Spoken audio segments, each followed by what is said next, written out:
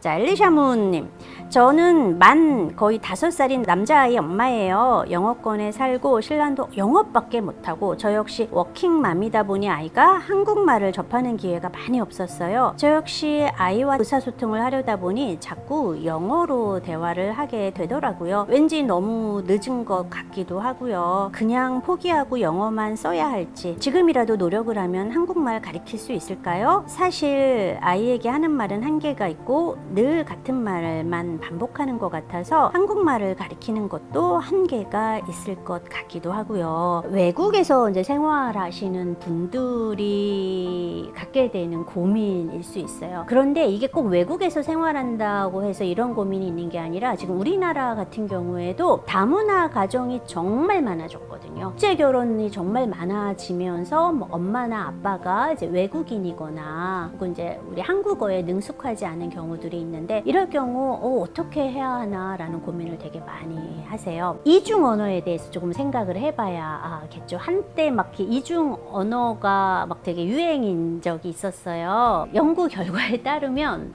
사실 언어적 능력이 좋은 아이들 같은 경우에는 이중 언어를 습득하는데 별다른 문제가 없대요. 한국말, 영어 공존해서 쓸 경우에 두 가지 언어를 능숙하게 하는 장점이 있으니까 되게 좋은 건데, 언어가 조금 늦은 아이들 같은 경우에는 사실 이중 언어를 하게 되면은 두 언어 모두 지연되는 문제가 발생을 한다라고 해요. 그래서 그럴 경우에는 뭐를 하냐, 모국어 중심으로 하는데, 이 녀석이 호주에서 출생했고 앞으로도 호주에서 계속 생활할 것이다 라고 생각하면 이 아이의 모국어는 영어가 될 수도 있어요. 그럴 경우에는 영어를 먼저 습득시키고 나서, 아주 유창하지는 않지만 한국어 먼저 한 다음에 나중에 영어, 그래도 이해하고 간단한 소통이 될 정도로 하는 것처럼 그렇게 하셔도 상관은 없어요. 그래서 아이가 갖고 있는 언어 능력을 좀 살펴보시면 좋겠고요. 5세면은 외국어를 배우는데 결코 문제가 되는 시점은 아니에요. 언어를 관장하는 영역은 대뇌피질의 축두엽에서 많이 언어를 관장하는데요. 모국어는 훨씬 일찍 발달하지만 외국어 같은 경우에는 이 연령대 되게 괜찮은 연령이에요.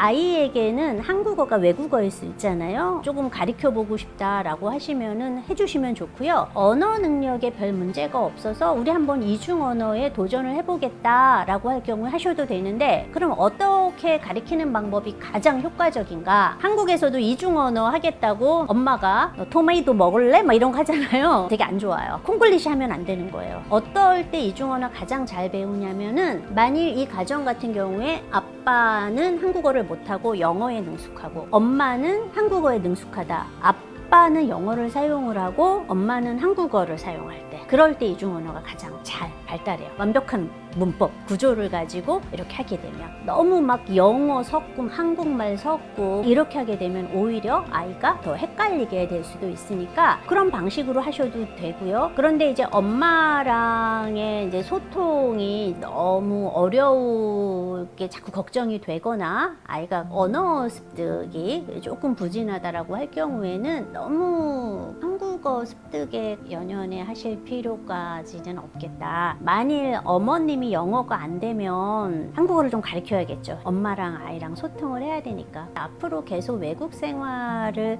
할 거고 그쪽 시민권자라면은 저는 이 아이의 모국어는 영어가 돼야 되지 않나라는 생각을 조심스럽게 저는 해봅니다. 우리가 커서 외국어를 배울 경우에는 물론 발음에 약간의 어려움이 있을 수도 있고요. 모국어 같은 경우에는 우리가 크게 생각하지 않고 확 말할 수 있다면, 외국어 같은 경우에는 우리가 생각을 하고 문장을 만들고 단어를 기억해야 되기 때문에 약간 그 딜레이는 있어요. 하지만 우리나라 사람들 중에서도 커서 영어를 배우거나 외국어를 배우지만 별 문제 없이 통한 사람들 되게 많잖아요. 얘가 한국인인데 더디게 발달하는 것은 아닌가라고 크게 염려하실 필요는 없고요. 늦게 배우게 되면 발음에는 조금 문제가 있지만 어휘 습득이나 문법 구성하는 거에는 결코 뒤처지지 않는다라는 연구 결과도 있으니까 크게 불안해하지 않으셨으면 좋겠네요.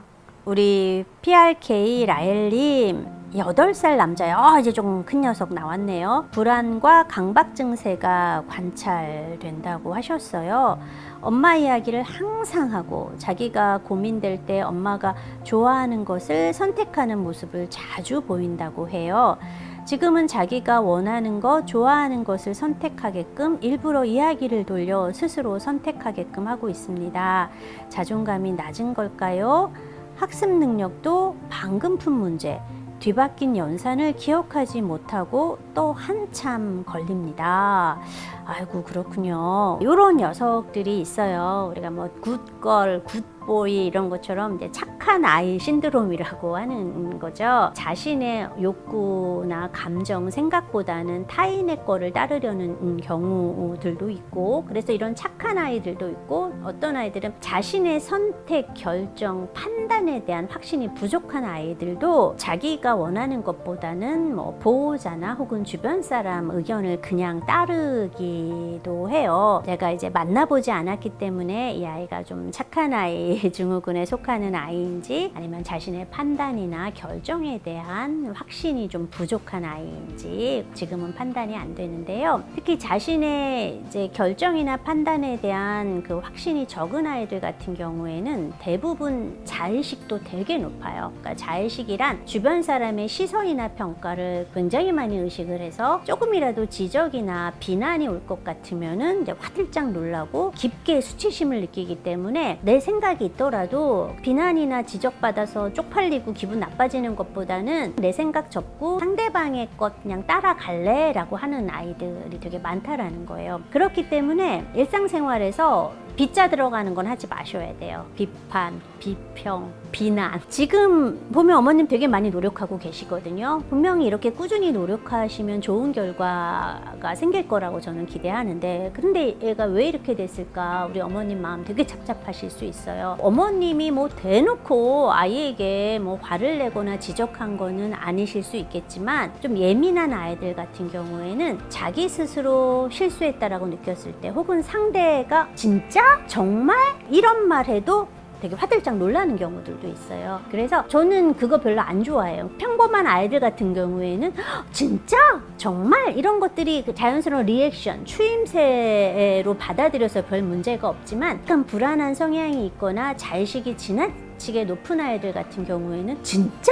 이렇게 하면은 그럼 내 말이 틀렸다라는 거야? 라고 생각할 수 있기 때문에 저는 좀 불안한 성향의 아이들한테는 그런 추임새 되도록이면 자제해 주시는 거 저는 좀 권하는 편이고요. 아이가 자기 생각을 말하거나 그랬을 때 그거를 요약 정리해서 되풀이해서 말해주는 것들이 되게 좋아요. 이럴 때 그 우리의 리액션은 나는 너가 말하는 거에 정말 관심이 있어, 흥미가 있어 라는 톤으로 해주셔야 되거든요. 아 그렇구나, 이런 식으로 좀 해주시게 되면은 조금 더 아이가 이제 자신감 같은 것들이 좀 더 생길 수가 있어요. 학습 능력 같은 부분들은 이 녀석이 약간 응용력이 없을 수도 있겠네. 불안, 그러니까 수행 불안이 되게 높아도 학습 부분들에 조금 문제가 생길 수가 있어요. 적당한 긴장과 불안은 학습 능력을 배가시키지만 지나치게 긴장하거나 불안하게 되면 오히려 주의력이나 기억력에 안 좋은 영향을 미치거든요. 학습과 관련돼서 많은 부모님들이 그 해마라고 하는 뇌의 한 영역에 대한 이야기 되게 많이 들어보셨을 거예요. 이게 이제 기억력 이런 거를 담당하는 건데, 스트레스를 받으면 이 해마가 망쳐져요. 이쪽 부분이 굉장히 손상을 많이 받아요. 그래서 만일 불안이나 강박과 같은 것들이 좀 너무 많다라고 여겨질 때는 아이의 주의력과 기억력에 영향을 미칠 수도 있기 때문에 조금 증상이 부모님 보시기에는 좀 있다라고 생각하면 실 전문 기관을 방문하셔서 평가와 상담 받아 보시기를 권해드립니다. 우리 어머님이 저는 민감성이 좋으신 분이라고 생각이 들어요. 왜냐하면 아이가 진짜 욕구가 무엇인지 이런 부분들을 비교적 잘 체크하시고 아이가 좀 자기 생각을 더 잘 펼쳐 보일 수 있게 지지하는 그런 행동도 지금 보여주시고 있기 때문에 계속 꾸준히 이어나가시게 되면은 변화가 있을 거라는 생각이 듭니다. 그리고 조금 예민한 아이들, 자의식이 높은 아이들 변화도 훨씬 빨라요. 왜냐면 다른 사람 신경을 많이 쓰고 있기 때문에 상대가 나한테 이렇게 좀 달리 행동하네, 나한테 이런 거를 기대하네, 이런 걸 느끼게 되면은 그만큼 변화도 빨리 오니까 너무 낙담하지 않으셨으면 좋겠네요.